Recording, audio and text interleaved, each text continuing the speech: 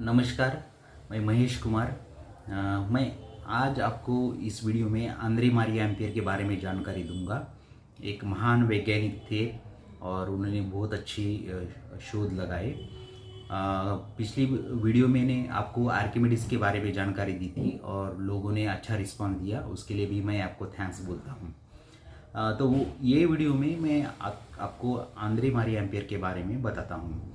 Andre Maria ampere आपने ampere नाम तो सुना होगा। ये करंट का एसआई यूनिट है, तो उनके नाम से ही दिया गया है। और दूसरी बात, अगर आपको आपने सिद्धांत पढ़ी होगी, अगर दो वायर है समांतर रखे जाते हैं और उसमें अगर विद्युत प्रवाह किया जाए एक ही डायरेक्शन में, तो वो दोनों वायर में एक आकर्षण निर्माण होता है विदाउट एनी चुंबक। और वो दो वायर में अगर विद्युत प्रवाह विरुद्ध दिशा में अगर किया जाता है तो प्रतिकर्षण निर्माण होता है। तो ये दोनों चीज़ें एक सिद्धांत आंद्रे मारिया एम्पियर ने प्रूव किया है और उनके ही नाम से ये सिद्धांत को जाना जाता है। ये आगे चल के इसका प्रैक्टिकल यूज़ भी है, मैं आपको बताऊंगा। अभी उनके बालपन के बारे में हम जानते हैं। उनका जन्म जो है सन 1775 में फ्रांस देश में लियोन नामक का शहर है। तो उनके पिताजी जीन जैक एम्पियर है और उनके माता का नाम जीन सारसे ऐसा था। तो उनके पिता बहुत सधन थे। उस वक्त फ्रेंच रिवॉल्यूशन का टाइम था और उन्होंने काफ़ी सारा पैसा कमाया था। दुर्भाग्यवश एम्पियर को अपनी माँ का प्यार नहीं मिला। उनकी माँ है बहुत जल्दी चल बसी।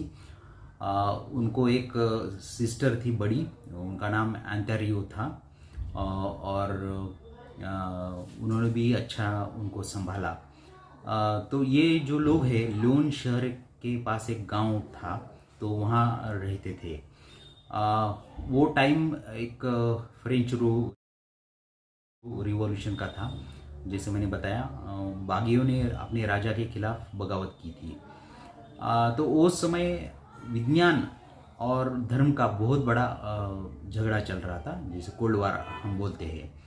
तो कैथोलिक चर्च का बहुत बड़ा डोमिनेंस था पूरे फ्रांस में, यूरोप में। और तब फ्रांस में नए विज्ञानवादी भी लोग, जीन जैक रूसो, फिर एंटेरियो लावेशार, वोल्टा, ये ऐसे वैज्ञानिक निकल रहे थे।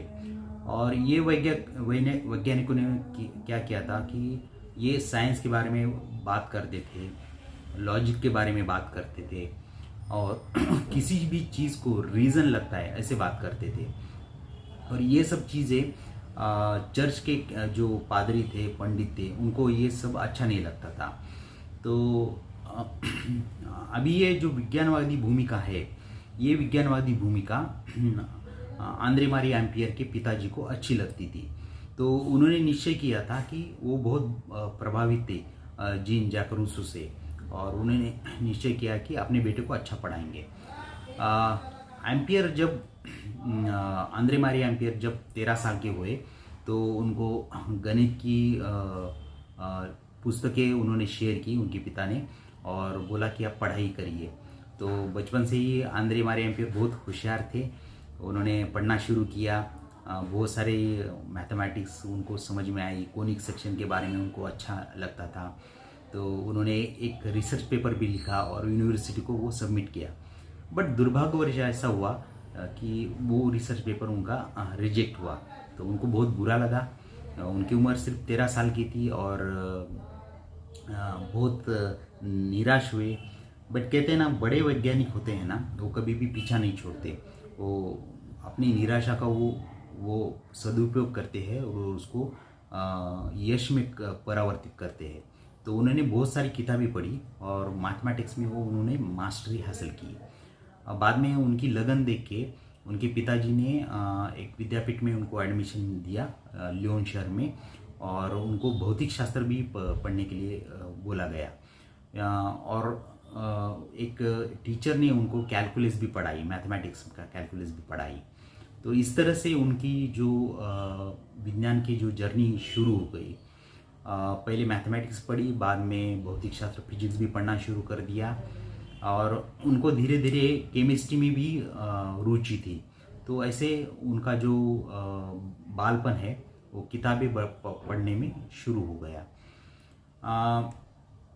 अभी उनको जब 22 साल की उम्र में पहुंच गए वो तो उन्होंने एक as a tutor private tutor बोल के काम शुरू कर दिया, और वो स्टूडेंट्स को पढ़ाते थे। स्टूडेंट्स को बहुत अच्छा लगता था, उनका नॉलेज भी बहुत गहन था मैथमेटिक्स में, और उनकी जो कीर्ति है आजू बाजू के गांव में और फ्रांस में पहुंच गई। उन्होंने फिर 1804 में एक प्राइवेट टीचर पास में ही ल्योन शहर के पास में बुरक एक गांव है, वहाँ एक प्राइवेट टीचर भी नौकरी ज्वाइन की, वहाँ पढ़ाना शुरू कर दिया। स्टूडेंट्स को अच्छा पढ़ाते थे। 2 साल उधर नौकरी की उन्होंने। फिर 1804 में वो फ्रांस देश के राजधानी जो है पेरिस में आ गए। पेरिस में आके उन्होंने इकोल पॉलिटेक्निक नाम की जो इंस्टीट्यूट है वहाँ जाके उन्होंने पढ़ाना शुरू कर दिया। तो बतौर उनके पास कोई डिग्री नहीं थी प्रोफेसर की, फिर भी उनका जो पढ़ाई, उनका जो विद्वत्ता थी और पढ़ाने का जो मेथड था, इससे प्रभावित होके लोगों ने उनको, वो विद्यापीठ ने उनको प्रोफेसर की पदवी दी थी। तो इससे पता चलता है कि वो कितनी होशियार थे और उनकी कितनी सराहना की गई थी। तो इस तरह से उन्होंने पढ़ाई में भी अच्छा खासा अपना नाम कमाया। आगे चल के उन्होंने अच्छा रिसर्च भी किया है, और कौन कौन से आविष्कार किए, और उनका पर्सनल लाइफ कैसे रहा है, और उनकी डेथ कैसी हुई है, ये मैं आपको अगले एपिसोड में मैं आपको बताऊंगा और इन डिटेल बताऊंगा। तो मेरे साथ जमे रहे, और आपको ये वीडियो अगर पसंद आया है तो प्लीज़ सब्सक्राइब करें, लाइक करें और शेयर करें। धन्यवाद। Thank you.